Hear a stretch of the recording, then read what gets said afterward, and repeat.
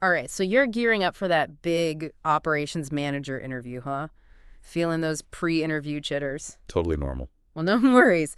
Today, we're taking a deep dive into the world of operations management to help you absolutely crush it. That's right. We're going to be dissecting some common interview questions and answers from a career coach, but we're not just going to read them off.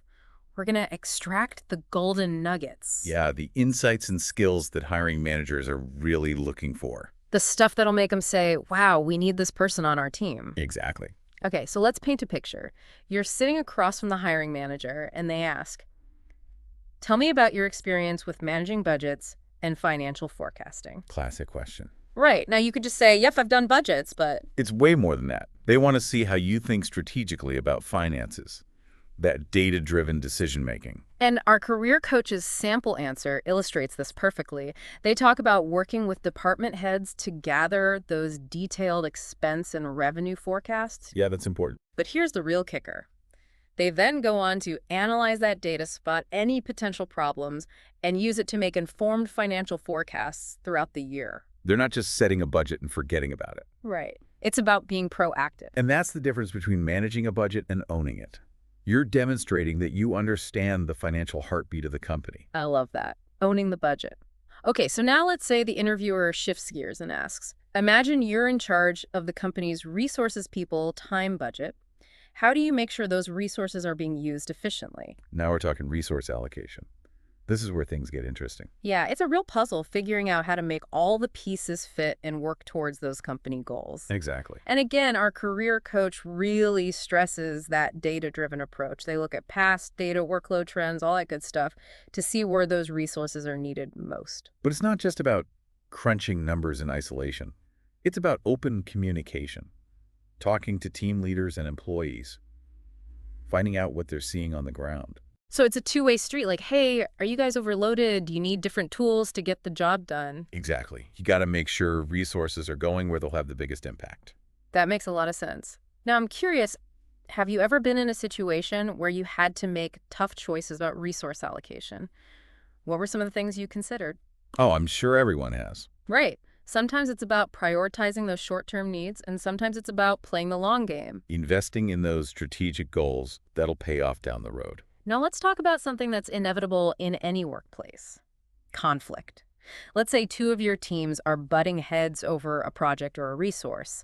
What's the best way to handle that as an operations manager? Well, the first thing is you don't want to pick sides. Absolutely not. The key takeaway from our career coach is to act quickly. Don't let that conflict fester and grow. Get everyone together in a room and hear them out. Like being a mediator, right? Exactly. You got to create a safe space for open and honest communication. Let everyone feel heard and understood. But it's not just about listening right. It's also about guiding the conversation towards finding common ground. That shared goal everyone can rally behind. Remind them that they're all on the same team ultimately. That's so important. Speaking of teamwork, that ties in nicely with decision-making, especially when you're under pressure. Let's say the interviewer throws you a curveball and asks, describe a time when you had to make a tough decision that impacted operations. What kind of story would really impress them? They want to see that you can think on your feet, make those tough calls, even with limited information. The example they give is a classic supply chain nightmare. Their main supplier suddenly couldn't deliver, and they had to scramble to find alternatives. Oof, that's a tough one. Right. It would have been easy to panic, but instead they stayed calm and decisive. So they thought strategically right, weighing the short-term needs against the long-term stability of the company. Exactly.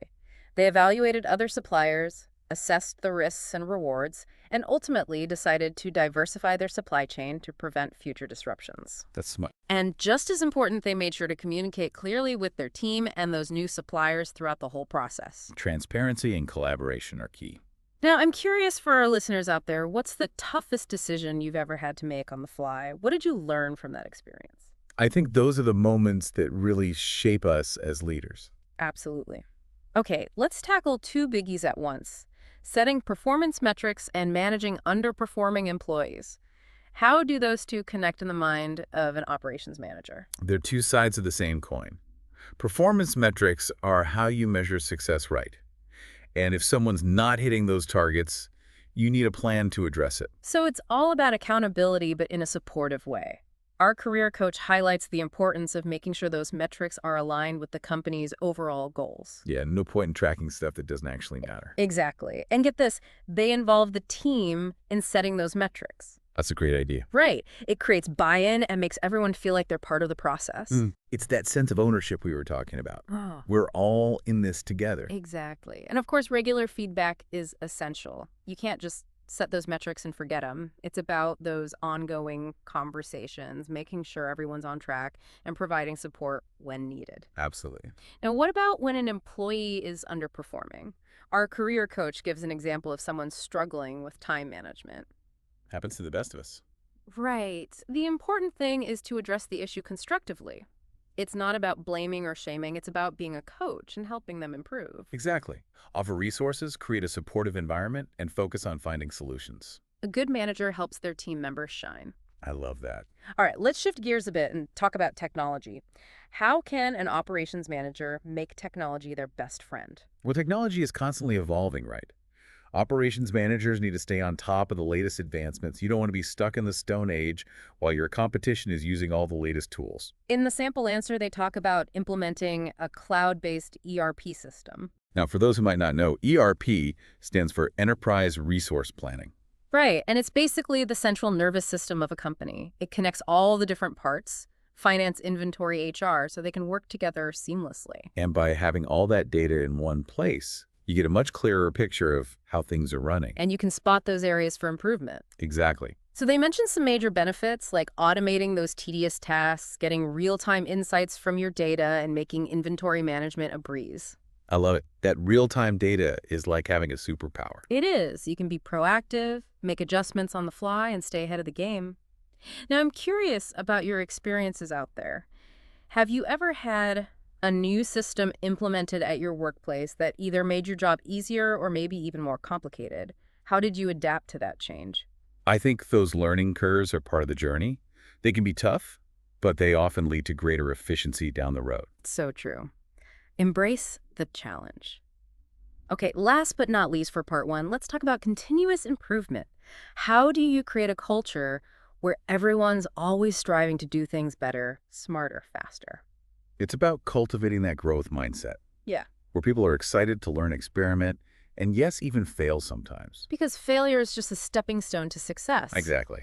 Our expert's answer is full of great advice. They talk about setting clear expectations, fostering open communication and feedback, recognizing those achievements, promoting collaboration, encouraging problem solving as a team, and using data to guide those decisions. It's like a recipe for operational excellence. It really is. Operations is all about making things run smoothly, efficiently, and effectively. It's like a never-ending puzzle, always finding ways to optimize and improve. But hey, don't worry, we're not done yet. We'll be back in just a bit to keep unpacking those interview insights and help you shine in that interview.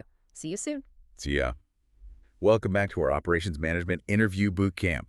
Feeling energized? We've covered some essential ground already, but we're just getting started. We've tackled budgets, resources, conflict, decision-making, performance, and technology. I know it's a lot, but think of it as building blocks. Each piece strengthens your operations manager skill set. And remember that clear communication underpins all those areas. Yeah. It's the glue that holds everything together. Absolutely. So let's dive back into our career coach's list of common interview questions. This next one might seem a bit on the dry side, but it's super important. Imagine the interviewer asks, what steps do you take to ensure compliance with industry regulations and standards? It's a big one. Right? No company wants to mess around with compliance issues. It's about protecting the business, its reputation, Yeah. and some terms even avoiding legal trouble. Exactly. Our career coach's sample answer starts with staying ahead of the curve. It's like being a regulatory detective, regularly reviewing guidelines from those official bodies, attending industry events, keeping your finger on the pulse. It's all about demonstrating that proactive mindset. You're not just scrambling to catch up when something goes wrong. You're actively preventing problems. You're building a solid foundation for your operations. And speaking of foundations, the example answer also highlights the importance of having clear internal policies and procedures.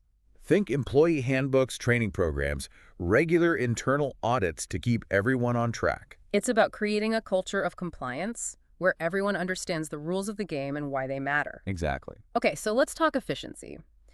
The interviewer might ask something like, have you ever used process improvement methodologies like lean manufacturing? You ever dip your toes into those waters? Even if you haven't directly implemented them, understanding the core concepts is important. For sure. These methodologies are all about eliminating waste, streamlining workflows, maximizing value. It's about getting more bang for your operational buck. And our expert gives a great example of putting lean manufacturing principles into action. They did a value stream mapping exercise. It's like drawing a map of every step in a process, from start to finish. It helps you visualize where things are getting stuck or bogged down. And then you can zero in on those areas for improvement. Exactly. In their example, they redesigned the layout of their assembly line, created clear, standardized work instructions, and implemented the 5S methodology. Speaking of 5S, it stands for sort, set in order, shine, standardize, and sustain. And this is where it gets personal for me. I actually use some of those principles at home, especially the set in order part. My spice drawer, perfectly organized. See, operational excellence applies to life in general. It does. Okay, let's talk about those all-important supplier relationships. The interviewer might ask, how do you maintain strong relationships with vendors and suppliers? These are the people who keep your operations humming or right. Couldn't agree more. Yeah. You can have the most amazing processes in the world, but if your suppliers aren't delivering the goods literally, it all falls apart. So in the sample answer, open communication and clear expectations are key. It's about building relationships based on trust and mutual respect. Treating suppliers like partners, not just transactions. Exactly. And not just when things are going smoothly. When problems inevitably arise, it's important to be proactive. Address those issues head-on and collaboratively. Don't just sweep things under the rug and hope they'll magically disappear. Okay, so let's talk about inventory management, another crucial piece of the operations manager puzzle. The interviewer might say something like, tell me about your experience with inventory management and control systems. It's about finding that sweet spot right. Absolutely. You need enough inventory to meet customer demand without tying up too much cash or ending up with a warehouse full of obsolete stuff. It's a delicate dance. Our career coach's example involved implementing a warehouse management system, or WMS. It's like mission control for your warehouse. A WMS can automate all those tedious tasks like barcode scanning and picking routes, making the whole operation run smoother and more efficiently. And you get that real-time visibility into what's in stock, what's running low, where everything is. But technology is only as good as the data you feed it. They also emphasize the importance of having accurate inventory counts. Those regular stock checks to make sure what's in the system actually matches what's on the shelves. Because inaccurate data can really mess things up. Absolutely. It can lead to stockouts, or the opposite, you end up with excess inventory taking up space and costing money. Okay, so let's talk about measuring success. The interviewer might ask, what methods do you use to evaluate the success of your operational strategies? This is where you get to showcase your data-driven decision-making skills. It's about identifying those key performance indicators, or KPIs, that really matter to the business. KPIs. I love it. And our example answer emphasizes the importance of using both quantitative and qualitative data to get a complete picture. So quantitative data, that's all those hard numbers like productivity rates, cost savings, on-time deliveries, customer satisfaction scores. But those numbers don't tell the whole story. Qualitative data is that rich, nuanced feedback you get from your team, from your customers, even your suppliers. It's about understanding the why behind the numbers. That's so important. So pop quiz for our listeners out there. How do you stay up to date on industry trends and best practices? Are you reading trade publications, attending conferences, or maybe just scrolling through LinkedIn for inspiration? There are so many great resources out there. The key is to be curious, proactive, and always looking for ways to improve. Speaking of improvement, let's talk about adaptability. Imagine the interviewer throws this at you. Describe a situation where you had to adapt quickly to a change in organizational priorities or goals. Change is the only constant, right? Especially in today's fast-paced world, operations managers need to be agile, ready to pivot and adapt on a dime. The example our career coach gives involves a sudden shift in customer requirements. Their biggest client decided they wanted something completely different. Oh, wow, that's a tough one. Right. It meant scrambling to adjust production processes and resource allocation. Talk about a curveball. It's a perfect example of how important communication and leadership are. They immediately called a team meeting to discuss the changes, brainstorm solutions, and create a new game plan. No time for finger-pointing. It's all about taking action. Exactly. And they didn't just focus on their own team. They collaborated with other departments as well to make sure everything ran smoothly. It's that big picture thinking. Absolutely. because in operations, it's all about teamwork. Okay, let's talk about the long game.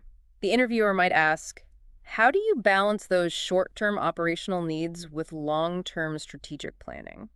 It's like walking a tightrope, isn't it? It is. You've got those urgent fires to put out, but you also need to keep your eye on the horizon thinking about where the company's headed and how operations can support those long-term goals. In the example answer, they talk about prioritizing tasks based on their impact. Which ones will move the needle both in the short term and the long term. It's about being strategic with your time and energy. Right. And also being flexible. Things rarely go exactly according to plan, so being able to adapt your strategies is crucial. Absolutely. Now let's talk about investing in your team. The interviewer might ask, what is your approach to employee training and development within your department? This is something I'm personally passionate about. A well-trained team is a happy and productive team. It all starts with onboarding those new hires. Make sure they feel welcome, have the tools they need, and understand the company culture. It's about setting them up for success from day one, but it doesn't stop there. Ongoing training and development are crucial for keeping your team engaged, motivated, and equipped to handle new challenges. Our career coach suggests creating personalized development plans for each team member, I love that. taking into account their strength areas for growth and career aspirations. It shows that you're invested in their success. That's so important. Okay, let's talk about saving money. Who doesn't love a good cost-saving initiative? The interviewer might ask, can you provide an example of a successful cost-saving initiative you have implemented? This is your chance to shine. It's all about showcasing your ability to make a real impact on the bottom line. Our example answer focuses on optimizing inventory management to reduce carrying costs and prevent stockouts. They implemented a just-in-time or JIT strategy. Imagine getting supplies delivered exactly when you need them, minimizing storage costs and waste. That's JIT in a nutshell. It's a classic lean manufacturing technique. It requires careful planning and close collaboration with your suppliers. You need to understand your demand patterns inside and out. And the benefits go beyond just cost savings. They also saw improvements in production efficiency and customer satisfaction because they were able to deliver orders faster and more reliably. It's a win-win-win. Exactly. Okay, let's circle back to communication. The interviewer might ask, how do you ensure clear communication between different departments within the organization? We all know those silos can be a real productivity killer. It's like everyone's speaking different languages. Operations managers need to be those master communicators, breaking down barriers and making sure information flows smoothly across the entire company. In the sample answer, they talk about having regular cross-functional meetings. Getting those key players from different departments in a room together, talking, collaborating, making sure everyone's on the same page. And of course, technology can be a big help here. Project management software, instant messaging platforms, shared online workspaces can keep everyone connected and in the loop. But it's not just about the tools. It's about fostering a culture of open communication where people feel comfortable reaching out to colleagues, asking questions, sharing information. Building bridges, not walls. I love that. Okay. Are you ready to embrace the remote work revolution? The interviewer might ask you about your experience managing remote teams or overseeing multiple locations. This is a hot topic these days. It is, and it comes with its own unique set of challenges. You need to be much more intentional about communication, collaboration, and building trust when your team isn't physically together. The example our expert shares involves managing a team spread across 3 different locations. Wow. Right. They talk about using project management tools to keep everyone organized and scheduling regular video conferences. Those virtual face-to-face interactions are so crucial.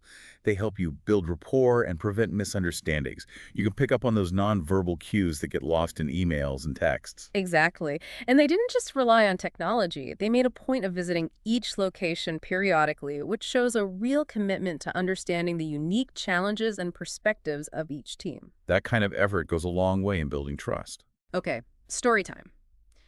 The interviewer might ask, describe a time when you had to deal with an underperforming employee. How did you address the issue?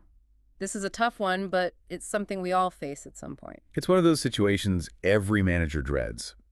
But it's a great opportunity to demonstrate your leadership and problem-solving skills. Our expert's example involves an employee who was consistently missing deadlines and delivering subpar work.